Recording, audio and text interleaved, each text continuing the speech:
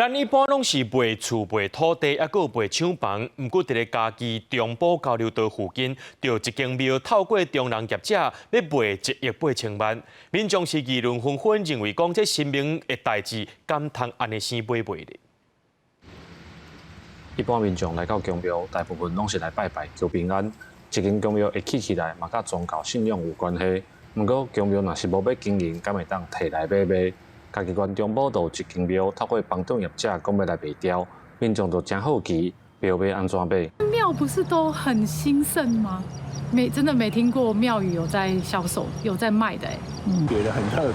怎么说？就是原来庙是可以买卖的。庙是较无人咧买卖啦。一般来讲哦，庙是看伊的迄个庙埕迄个看图正达成啦。